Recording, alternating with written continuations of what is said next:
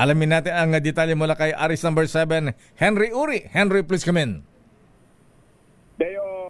Deo nasa mas maayos ng kalusugan ngayon si dating Pangulong Rodrigo Duterte kumpara sa mga nagdaang araw na pumayat ito at medyo hirap gumalaw, bunga na rin ang kanyang katandaan.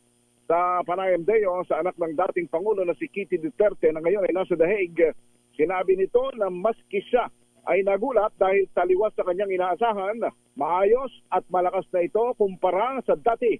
Dagdag pa ni Kitty, mas alive ang kanyang ama ngayon. Alive na, bagamat humaba din raw ang kanyang puting-puti ng balbas ay hindi naman ito nakakalimutan ngayon na magtina ng puting-puti na ring buhok.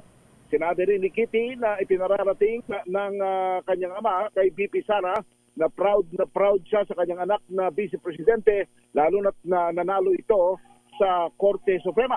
Pakinggan natin si Kitty. Because, as you all know, he is old and not exactly in the best shape, but he's okay actually. I expected him to be more frail, but he's not. He's doing well. He's even better as compared to the first few weeks inside. Okay. He sounded more lively, more sharp, and ayun. Si Kitty Duterte ngayon, Dayo, na siya ngayon ang nakakapasok sa kanyang ama para bumisita at naroon din ang kanyang ina na si Madam Hanilep Abansenya, pero pansamantala hindi mo muna ito nakakadalaw kay dating Pangulong Rodrigo Duterte at naunawaan daw naman ito ng kanyang ama. Samantala, Dayo, kahapon ay binanggit din ni Vice President Sara Duterte na nananatili naman ang tiwala nila ng pamilya Duterte kay Attorney Kaufman, ang abogado ng dating Pangulo sa The Hague, sapagkat ito raw ang pinili ng kanyang ama at alam daw naman ito ang gagawin sa kaso ng dating Pangulo. Si Secretary Harry Roque, pinauwi na talaga. Nasa dahig pa, Deo. Nasa dahig pa. Oo, hindi raw niya iiwanan ang dating Pangulo. Ganun ba? Kala ko pinapabalik na siya sa Pilipinas.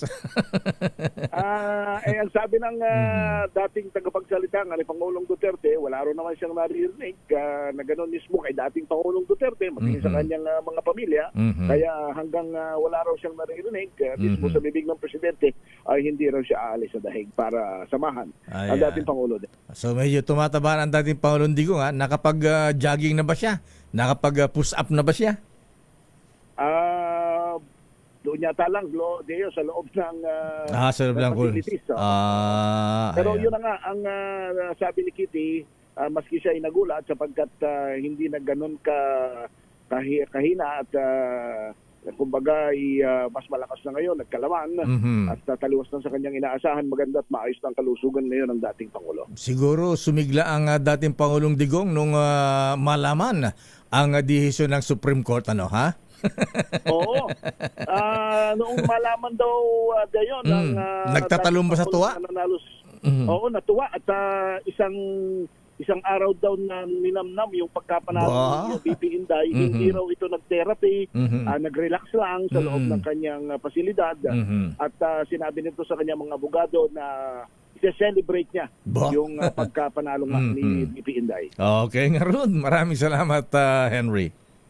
Ako si Henry Uri para sa DZRH, una sa Pilipinas, una sa Pilipino. Maraming salamat, Henry Uri. Ayan.